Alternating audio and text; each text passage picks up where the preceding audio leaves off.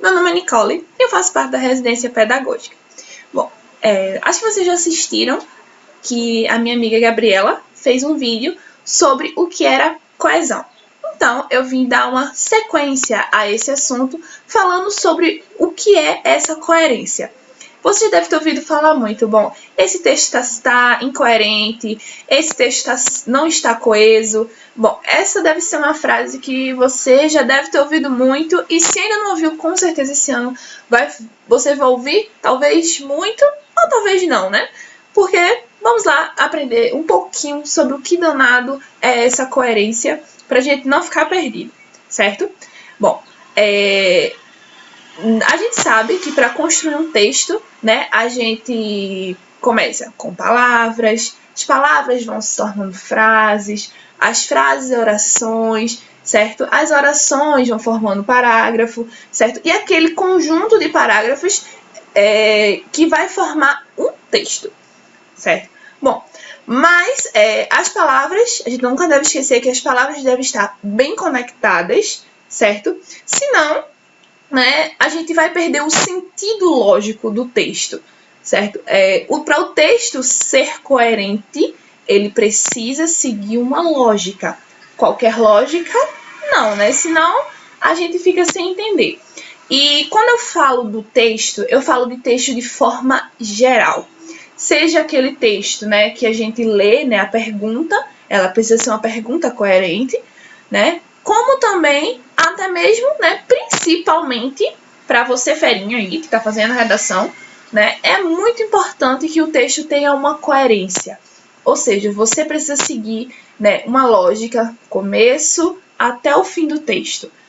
Como assim? Eu não posso começar uma redação afirmando algo e no final eu simplesmente começar a negar aquilo que eu afirmei lá em cima. Mas a gente vai ver um pouquinho sobre isso, certo? Segura um pouquinho esse conceito que já a gente chega nele de novo. Bom, agora eu vou mostrar um pequeno exemplo, assim, bem rudimentar mesmo, só para a gente entender um pouquinho sobre o que seria essa falta de lógica no texto. Bom, quando eu falo, o Brasil é um país economicamente instável, mas a estabilidade da sua economia está concentrada, né, está na concentração de renda agropecuária. Ué, peraí. Eu disse anteriormente que o Brasil é um país, economicamente instável, certo? A partir do momento que eu disse que ele é economicamente instável, né, eu já subentende-se, né, que provavelmente em todos os âmbitos, né, a gente vai ter né, uma certa instabilidade. Mas, aí eu vou lá, né, e contraponho, mas a estabilidade da sua economia, peraí, eu disse anteriormente que ele era economicamente instável, mas agora eu já estou afirmando que a estabilidade da sua economia se dá na concentração de renda na agropecuária. Ué, o que foi que aconteceu aqui? É justamente isso que eu acabei de falar. Eu afirmei alguma coisa anteriormente e mais na frente eu reafirmei outra coisa completamente contrária, certo? E é justamente isso que acaba perdendo a lógica do texto. Como esse texto poderia ser refeito, né? Apesar de ser um país com uma economia instável, o Brasil consegue se destacar na concentração de renda agropecuária. Então, eu falei, de certa forma, né, a mesma coisa, porém, eu fiz sentido na frase, certo? Quando a gente conecta mal as palavras, né, quando coloca um conectivo ruim, quando muda o sentido do texto, né, a gente considera isso falta de coesão. Já quando eu perco o sentido lógico da minha frase, né, o sentido lógico do meu texto, a gente diz que ele está incoerente. Pronto, quando eu digo que ele é um país economicamente instável e depois eu digo que a estabilidade da sua economia está em um determinado ponto, eu estou sendo incoerente, ok? A coerência textual é a relação lógica entre as ideias. Então, se eu estou afirmando algo, eu não posso negar aquela coisa mais pra frente. Entendeu? Eu não afirmei. Então, quer dizer que eu provavelmente eu não devo ter conhecimento. Se eu afirmei e neguei em seguida, ou vice-versa. Bom, nós já entendemos um pouquinho sobre a relação lógica entre as ideias do texto, né? Elas devem se complementar, certo? E elas não devem resultar em uma contradição. Como é o exemplo desse texto. Era uma noite, quase 10 horas, quando o surdo escutou o mudo dizer que o cego viu um aleijado correr atrás de um carro parado e ali perto, a 200 quilômetros, em um dia frio de 45 graus, em que o sol iluminava a pálida noite, uma velha de 15 anos, deitada num banco de pedra feito de madeira, dizia calada que preferia morrer do que perder a vida. Bom, quando a gente lê esse texto, a gente fica mais ou menos assim, né? Sem entender o que é que está acontecendo aqui. Mas é justamente isso que acontece com um texto incoerente, né? A coerência de um texto está diretamente relacionado à sua significação, né? O sentido do texto. Então, quando eu faço um texto completamente incoerente, pode acontecer justamente isso. O texto não fazer sentido nenhum, né? E nada se ligar a nada. Então, ou seja, podemos concluir que para se haver coerência, não necessariamente precisa haver coesão. Por quê? O texto pode estar coeso, porém, ele pode ser incoerente, né? Mas, né, ao contrário, não acontece. Beleza? Ou seja, a coesão não está ligada, né, não está relacionada com os elementos estruturais do texto, certo? Ele está ligado mais aos elementos do sentido que há dentro do texto. Ou seja, aqui temos uma foto de uma redação do Enem de 2013, onde a pessoa começa falando, né, bem bonitinho, e no meio da sua redação, a pessoa começa a falar, né, trazer, né, a receita do miojo. Ou seja, é um texto completamente incoerente, porque ele vinha falando aí, né, sobre a imigração ilegal, né? Aí chegou um momento que ele simplesmente, para não ficar muito cansativo, vou agora ensinar a fazer um belo miojo.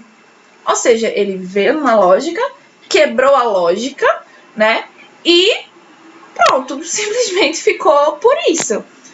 Isso aí, né, não foi errado o que ele fez e foi incoerente. Bom, agora vamos para os 3 princípios básicos da coerência. O primeiro princípio é o da não contradição. Acho que isso a gente já viu, né?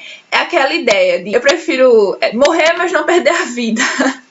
Né? Acho que o joguinho do Mario aí é o que mais representa, né? Eu prefiro morrer do que perder a vida. Esse conceito, um pouco. Por quê? O texto deve apresentar situações ou ideias lógicas e que não se contradigam. Né? Quando eu digo eu prefiro morrer do que perder a vida, eu estou, de certa forma, me contradizendo. Né? O segundo princípio que nós temos é o princípio da não tautologia. O que danado é isso? Né? Mas é um certo tipo de vício de linguagem, quando a gente repete ideias com palavras diferentes. Isso seria a tautologia. Quando eu digo que é o princípio da não tautologia, certo? É quando a gente não faz o uso adequado de certos sinônimos ao longo do texto. Opa, mas espera aí, a senhora falou que ele não tem a ver com estrutura, né? Provavelmente não tem a ver muito com a questão gramatical. Sim, mas a partir do momento que você não usa os devidos sinônimos, né, você automaticamente se associa que você não sabe usar bem sinônimos, não sabe usar bem os pronomes, e isso gera uma certa incoerência da sua parte, certo? E isso, né, vai gerar um texto incoerente. E o terceiro e último princípio é o princípio da relevância. Ou seja, um texto fragmentado, né, mesmo que tenha um bom, né, uma boa, como é que eu posso dizer? Mesmo que ele tenha bons argumentos, mas ele veio todo fragmentado, tipo, veio uma coisa na introdução, veio uma coisa no desenvolvimento, outra coisa no D2, outra coisa na conclusão, e nenhuma dessas coisas está se interligando, né? Não vai ser um texto coerente. Ele precisa de uma progressão. Ou seja, ele tem que começar com aquela temática, você precisa evoluir naquela temática e precisa concluir naquela temática. Isso é basicamente o que seria a redação do Enem. Isso, na verdade, é o que é a redação do Enem. Você introduz o texto, você desenvolve o texto e você conclui o texto, ok? Novamente, como um exemplo aqui que eu trouxe, foi também, acho que por volta de 2013, que a pessoa colocou o hino do Palmeiras no meio da redação. Ele começou, introduziu bem, no meio ele botou o hino do Palmeiras, tentou voltar aqui, né, a falar, e depois voltou de novo com o hino do Palmeiras. Ou seja, ele foi completamente incoerente, né? Começou bem, no meio se perdeu de novo, tentou voltar, porém, quando você foi ler o todo, nada fez sentido, nada conectou com nada, né? Até porque não faz sentido ter uma receita de miojo, não faz sentido ter um hino de um time no meio de uma redação do Enem, certo? Com isso, nós concluímos que cabe a quem está escrevendo, né, dar o sentido ao texto, certo? Trabalhar com o sentido do texto, começar de uma forma, concluir daquela forma que começou, certo? Sempre tentando evoluir o texto, né? Ou seja, se eu for falar sobre a crise hídrica, eu não posso chegar dizendo, né, que no mundo tem muita água, mas falta água. Como assim? Eu estou sendo incoerente na minha afirmação. Então, se eu quero falar, por exemplo, sobre a crise hídrica, eu posso chegar falando como? No mundo tem muita água, mas, né, a maior porcentagem de água existente no mundo é salgada. Sendo assim, ela não é ideal para o consumo, né? Então, são essas pequenas coisinhas, certo? Que fazem a grande diferença no texto, né? Principalmente, né, para ser um texto coerente. Ok? E não se esqueça, né? Se não tem coerência, não tem sentido. Tchauzinho!